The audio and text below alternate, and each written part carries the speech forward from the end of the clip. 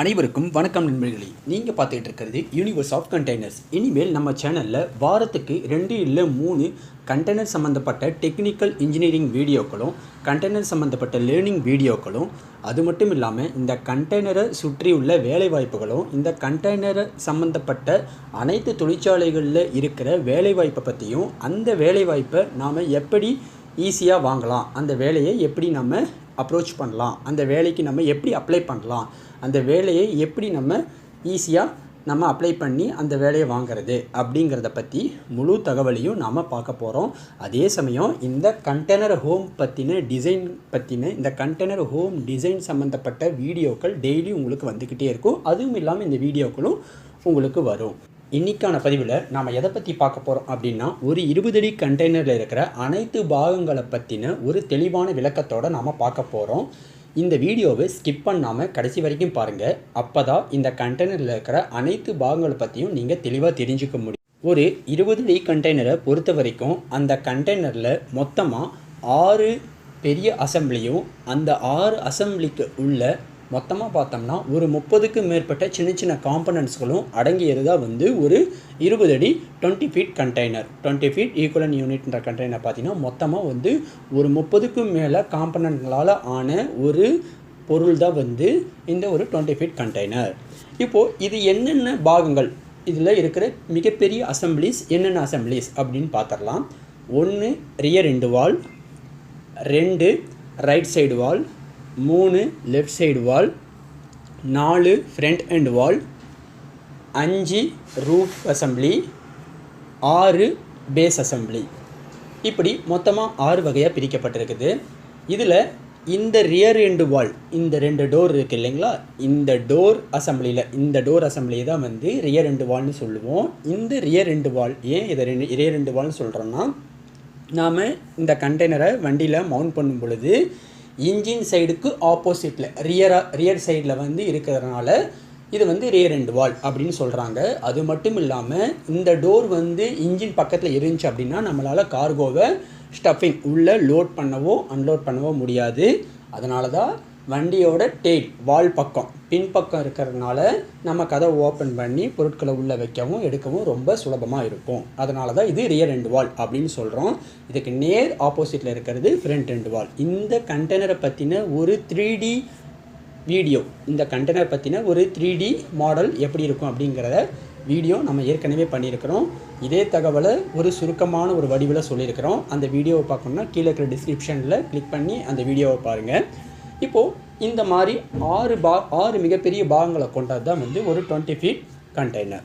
இதில் இந்த டோரில் தான் அதிகபட்சமான சின்ன சின்ன காம்பனன்ட்ஸ்கள் அடங்கியிருக்கு. இந்த டோரில் தான் இந்த சின்ன சின்ன காம்பனன்ட்ஸ் தான் இந்த மொத்த கண்டெய்னருக்குமே பாதுகாப்பை கொடுக்குது. உள்ளே ஸ்டப் பண்ணுற கார்கோவுக்கு மொத்த பாதுகாப்பும் இந்த டோரில் இருக்கிற ஒரு சின்ன சின்ன காம்பனன்ட்ஸும் பாதுகாப்பு கொடுக்குது.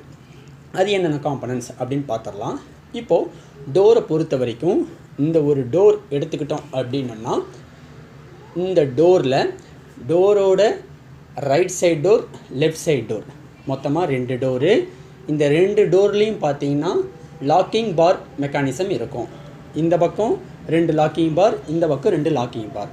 இந்த ஒவ்வொரு லாக்கிங் பாரும் மொத்தம் மேலே ஒரு லாக்கிங் பார் பிராக்கெட் மிகப்பெரிய, அதாவது அகலம் நீளம் அதிகமாக இருக்கும். அது லாக்கிங் பார் பிராக்கெட். அதே மாதிரி கீழ்ப்பக்கம் ஒரு லாக்கிங் பார் பிராக்கெட். நடுவில் இந்த ராடை கைட் பண்ணுறதுக்காக ஒரு லாக்கிங் பார் கைடு. இதே பிராக்கெட் மாதிரி தான், பட் அளவில் சின்னதாக இருக்கும். 50 mm லென்த்தில் இருக்கும். அதே போல் இந்த லாக்கிங் பாரில் ஹேண்டில் பண்ணுறதுக்காக திருப்புறத்துக்காக ஒரு ஹேண்டில் ஒரு லக் ஃபிக்ஸ் பண்ணி அந்த ஹேண்டிலை ஸ்விங் டைப்பில் வச்சுருப்பாங்க. அதுதான் லாக்கிங் பார் ஹேண்டில். இந்த லாக்கிங் பாரை நம்ம கண்டெய்னரில் லாக் பண்ணதுக்கு அப்புறம் நம்ம ஒரு இடத்துல ரெஸ்ட் பண்ணுவோம். நம்ம வீட்டில் தாழ்பால் போடுவோம் பார்த்தீங்களா, ஒரு பேட்லாக் மாதிரி. அது போல் ஒரு ரெஸ்ட் பண்ணுற இடம் தான் இந்த ஹேண்டிலை கேட்ச் பண்ணுற அசம்பிளி தான் டோர் ஹேண்டில் கேட்ச். இதுக்கு பேர் டோர் ஹேண்டில் கேட்ச். இந்த கேட்ச் பண்ண ஹேண்டிலை திரும்ப ரிட்டன் வெளியே வராமல் ப்ரொடெக்ட் பண்ணுறதுக்கு பேர் தான் retainer. Door handle retainer, DHR, door handle retainer அப்படின்னு சொல்லுவாங்க. மொத்தமாக இப்போ இந்த லாக்கிங் பாரும் டாப்லேயும் கீழேயும் பார்த்தீங்கன்னா ஒரு கேம் அசம்பிளி மாதிரி இருக்கும். கேம் அசம்பிளி அப்படிங்கிறது நாம் பல பேர் இன்ஜினியரிங் ஸ்டூடெண்ட்ஸ் எல்லாருமே படிச்சிருப்போம். இந்த கேமோட வடிவமைப்பில், அதாவது ஒரு பக்கம் கொஞ்சம் பெருசாகவும் எக்ஸென்ட்ரிக்காக வளைஞ்சிருக்கிற மாதிரியும் ஒரு கேம் மெக்கானிசம் இருக்கும். இந்த கேம் தான் இதுக்கு கீழே இருக்கிற, அதாவது கீப்பர். இந்த கேமை வந்து உள்ளே நுழைஞ்சதுக்கப்புறம் கவ்வி பிடிச்சிக்கிட்டு இருக்கிற இதுதான் கீப்பர். இது பேர் கேம், இதுக்கு பேர் கீப்பர். ஸோ இந்த கேமும் கீப்பரும் சேர்ந்து தான் கண்டெய்னரை லாக் பண்ணுறதுக்காக ஒரு ப்ரெஷரை கொடுக்குது. ஸோ இந்த மொத்த காம்பனண்ட்டும் சேர்ந்தது தான் வந்து இந்த ரியர் எண்ட் வால். இந்த ரியர் எண்ட் வாலில் இந்த 2 டோரையும், இந்த 2 பக்கம் மொத்தம் 4 பெரிய பெரிய அசம்பிளியாக ஒன்று தெரியுது பார்த்தீங்களா, பெரிய பெரிய இரும்பு மாதிரி. இது பேர் டோர் ஹிஞ்சஸ். இந்த டோர் ஹிஞ்சஸ் பார்த்தோம்னா ஒரு சைடு கதவுக்கு 4 வீதம், 2 பக்கமும் 8 இருக்கும். ஒரு சில கண்டெய்னர் டிசைனில் ஒரு பக்கம் 5 வீதம், 2 பக்கம் மொத்தம் 10 இருக்கும். ஆனால் மோஸ்ட் ஆஃப் த கண்டெய்னர்ஸ், அதிகப்படியான கண்டெய்னரில் ஒரு பக்கம் 4 தான் இருக்கும். மொத்தம் 8 ஹிஞ்சஸ் இருக்கும்.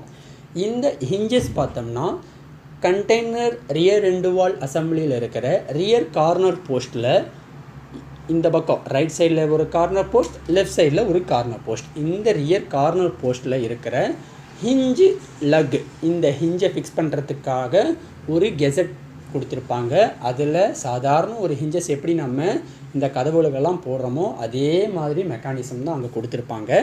அந்த ஹிஞ்சஸ் வந்து நடுவில் ஒரு பின்னு போட்டு எஸ்எஸ்ஸால் ஆன ஒரு பின்னை செருகி இந்த கதவை மவுண்ட் பண்ணி இருப்பாங்க. இந்த கதவில் ஒரு முக்கியமான பார்ட் என்ன அப்படின்னு பார்த்தோம்னா இதனுடைய டோர் கேஸ்கட் தான்.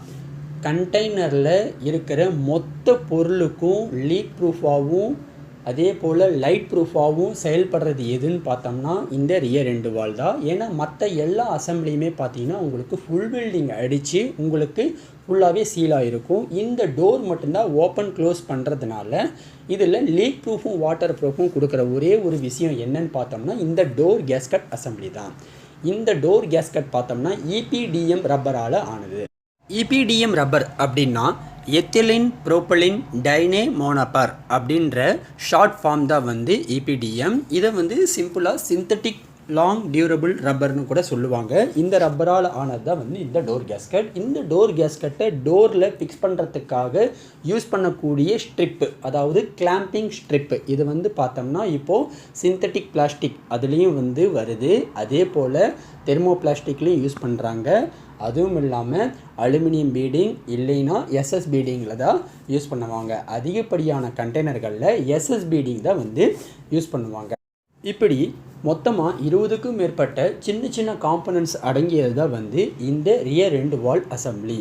இந்த மொத்த கண்டெய்னருக்கும் 20 அடியில் இருக்கிற மொத்த கண்டெய்னருக்கு சரி, 40 அடியில் இருக்கிற மொத்த கண்டெய்னருக்கு சரி இருக்கிற பொருட்களை லோடிங் பண்ணுறதுக்கும் அன்லோடிங் பண்ணுறதுக்கும் ஓப்பனிங் ஏரியாவாக இருக்கிறது இந்த ரியர் எண்ட் வால் அசம்பிளி தான். இந்த ரியர் எண்ட் வால் அப்படின்னா நாம் கண்ணை மூடிட்டு சொல்லிடலாம். கண்டெய்னரை பொறுத்த வரைக்கும் ரியர் எண்ட் வால் அசம்பிளினா டோர் எங்கே இருக்கோ அதுதான் ரியர் எண்ட் வால் அசம்பிளி. டோர் எங்கே இருக்கோ அதுக்கு பேர் தான் ரியர் எண்ட் வால் அசம்பிளி. இன்றைக்கி இந்த கண்டெய்னரில் இருக்கிற ரியர் எண்ட் வால் அசம்பிளியை பற்றி நாம் தெளிவாக பார்த்துட்டோம். இதற்கு அடுத்த பதிவில் நாம் கண்டெய்னரில் இருக்கிற மற்ற பாகங்களை பற்றி பார்ப்போம். இந்த வீடியோ உங்களுக்கு பிடிச்சிருந்ததுன்னா லைக் பண்ணுங்கள், ஷேர் பண்ணுங்கள், கமெண்ட் பண்ணுங்கள். உங்களுடைய சந்தேகங்களையும் நீங்கள் கமெண்ட்டில் ஷேர் பண்ணுங்கள். நான் அதுக்கு பதில் சொல்கிறேன். தேங்க்யூ.